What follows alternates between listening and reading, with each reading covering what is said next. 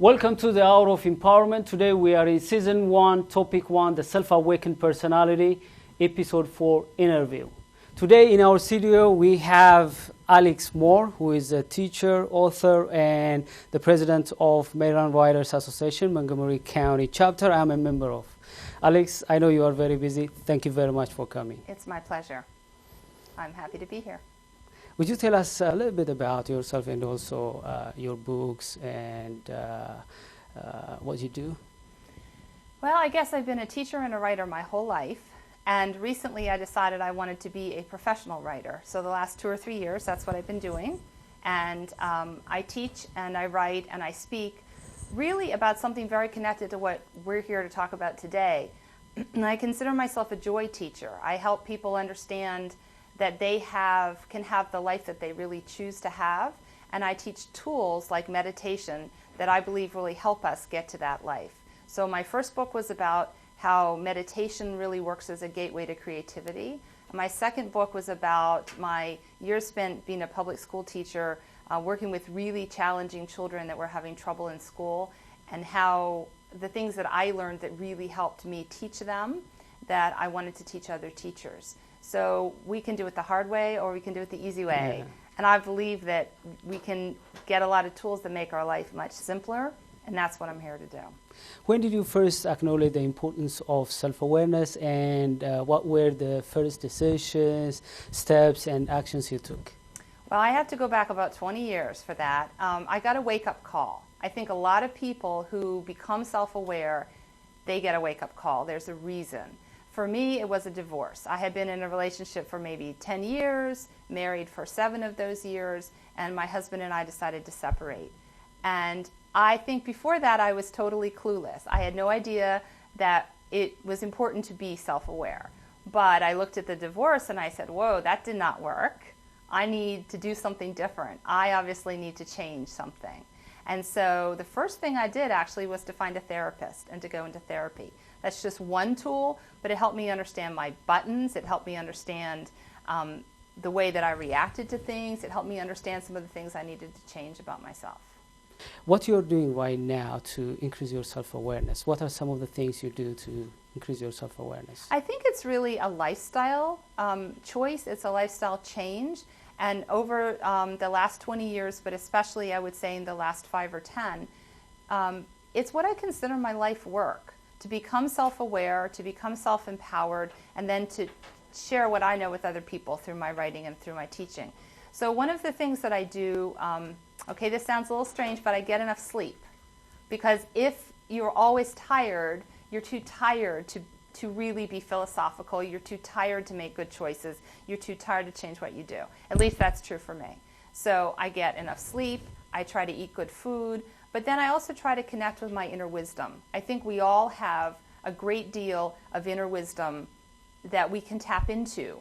But many times we just ignore that little voice that says, I wouldn't do that, and we don't pay attention. Yeah. So in order to really tune into that little voice, I study with different teachers. I read a lot of books. I listen to a lot of positive, television, radio shows. And I try to be physically in a place that I have the energy to really keep going and to become more self-aware. What it looks like when someone is self-awakened? Well, for me, one of the big pieces, I think it could look like a lot of different things, but a couple things come to mind. One is that you don't operate so much from ego, from unhealed ego. And this is a personal journey for me, but I also see it in many of the leaders that I know, principals that I've worked for, different associates. If you're not very self-awakened or self-aware, then you're going to have a certain set of insecurities. And those insecurities tend to tie into your ego, to your need to feel like you're doing a good job, that people like you, that you're good at what you do. But if you're insecure, if your ego is kind of driving the bus, then you can be very reactive, you can be angry, you can be critical. It's possible to be very judgmental of other people. So a self-aware person says, whoa, I'm not perfect. If I'm not perfect, I can give you some compassion when I see that you're not perfect. And that self-aware, self-awakened person says, well, I know that I tend to get irritated if. And then they work on that, and they try not to, and they try to give the other person always the benefit of the doubt, because really they've seen that they themselves are not perfect. Yeah, yeah. So when we are self-aware and self-awakened, we're going to enjoy a lot of benefits. So what do you think are some of the benefits someone enjoys when that person becomes self-awakened? This is huge, because if you're self-awakened, you really, it's not a coincidence that your show is the Hour of Empowerment. Because if you're self-awakened, you're on the road to empowerment. When you're self-empowered, you know that you personally have the power to create any kind of life that you want. You know that if you have a dream, you can pursue that dream and you can fulfill that dream. You know that if you reach an obstacle, that you have the ability to find a way around that obstacle. And the first place that you're going to look, if you're self-aware, is at yourself. You're going to say, wow, what do I need to change? You're not going to say, what do they need to do differently? You're not going to put the power outside of you. You're going to take the power in your own space and say, I need to change if I want this to happen. So it's a fabulous way to live, because you can do anything you want to do. When people are self-awakened individually, there are also some benefits organizationally, community-wise, and so on and so forth. What kind of things organizations or communities should do for their people to be self-awakened and enjoy those of the benefits? So you're asking how would communities and organizations support that? And help people to raise self-awareness and then enjoy the collective benefit that come with well, it's a couple different things. I think if I think of a business or organization or a school, where I worked many schools over the years, if the leader is self-aware, then there's a set of values that permeate that organization. And then the people in the organization are invited to step on board self-awareness. If they choose not to, they'll probably leave that organization. But if they want to, then it becomes big things. I mean, maybe organizations that provide childcare so that their female staff don't have to be quite so torn between family care and professional life. It could be that they're flexible in their flex time scheduling so that people can do their job in a way that works for them. I think allowing people to telecommute can be something that could either be really good or bad. If you're not self-aware, you might not do a good job at telecommuting, but if you are, it might be a fabulous benefit. So I think there's things like that, but underneath it there's like there's just the culture of the workplace that says we value your whole self, we value your personal growth, we value your wellness. And those can be very tiny little decisions, or they can be actually staff training programs where speakers are brought in and the staff actually explore something like that. Are there people who influence you when it comes to self-awareness? Well, I've really done a lot of reading and a lot of studying with a lot of different people. One of the people I found early on was Louise Hay, whose publishing house, Hay House, publishes a lot of really well-known people in this field, like Wayne Dyer. And Louise Hay really started some years ago. She was in, I think, her 50s or 60s when she started her own journey to self-awareness. And she's, I think, in her 90s now. So she's, she didn't do this as a 20-year-old. But she really started to understand that people can look at what's going on with their physical body and understand what they need to heal or change in their emotional lives. And she wrote a very powerful book many years ago that's still a bestseller called You Can Heal Your Life. By the way, I read that book.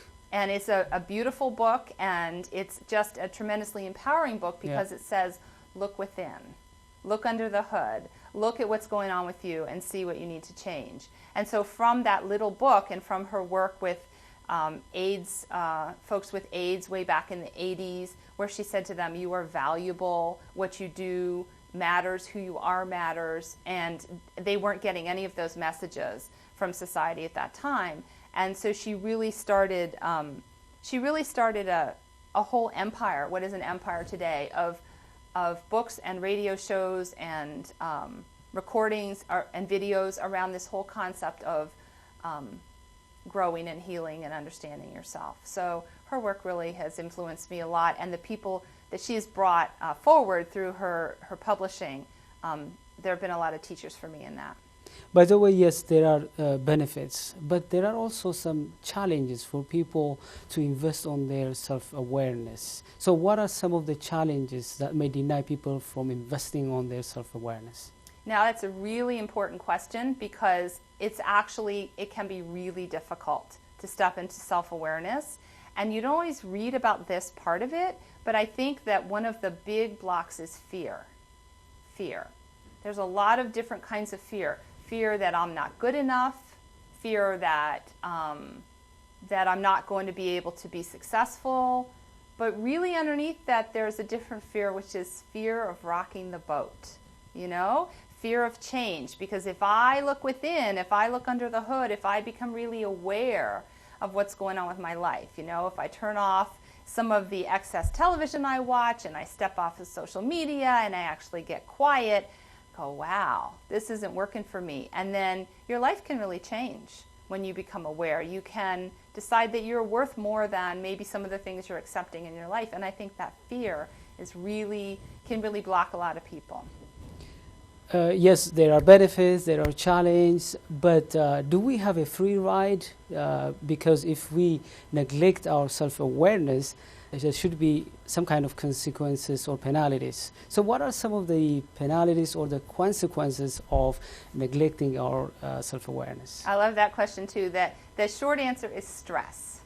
Okay? If you're not self-aware, if you're not self-awakened, if you don't have any understanding that you have the power to create the life that you want, you can be stressed, very stressed. You can be sick, you can be depressed or angry or resentful.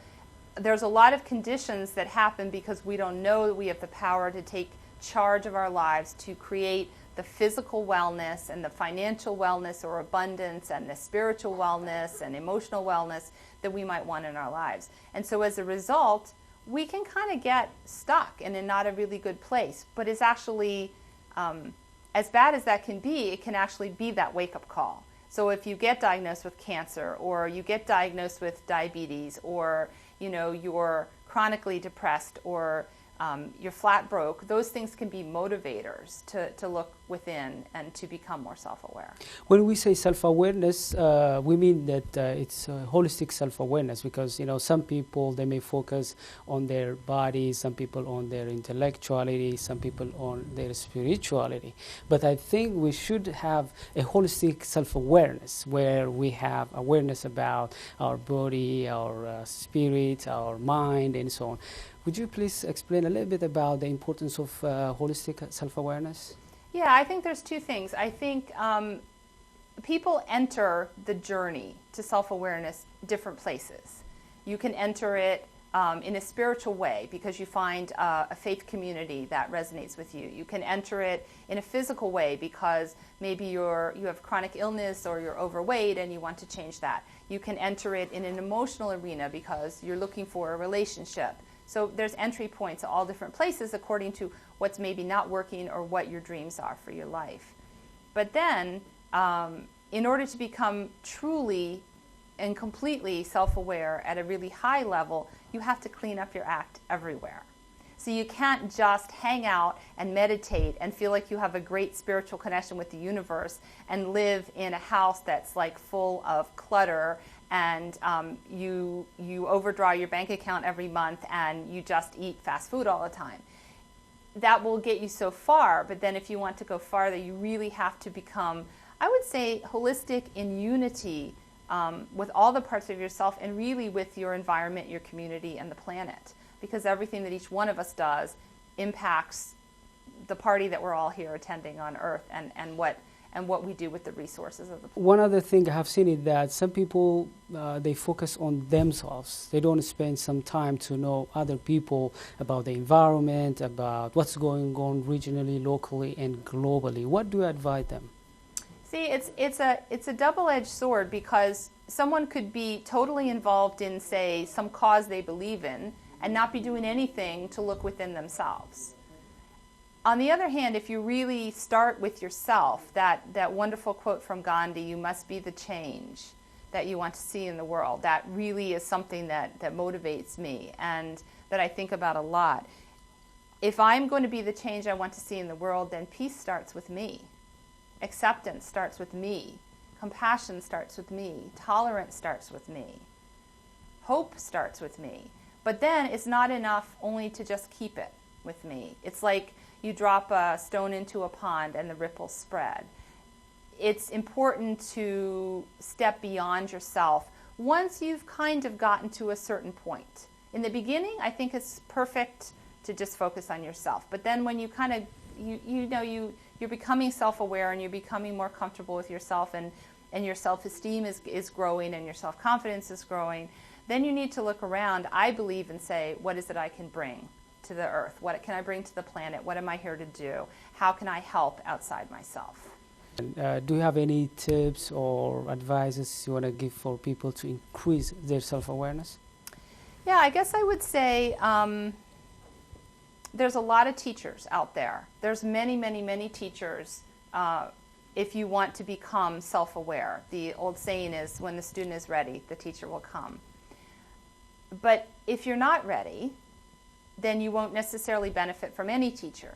So I would suggest to people that they think about what it is that they truly want in their lives, the life of their dreams. What do you really want? Do you want more time to spend with your family? Do you want financial security, not so you can go spend lots of money on cars and boats and houses, which I'm not sure is good for the planet, but so that you don't have to worry, so that you can give to causes that you want? What is it you want? Or conversely, what's not working for you in your life? Are you always struggling with,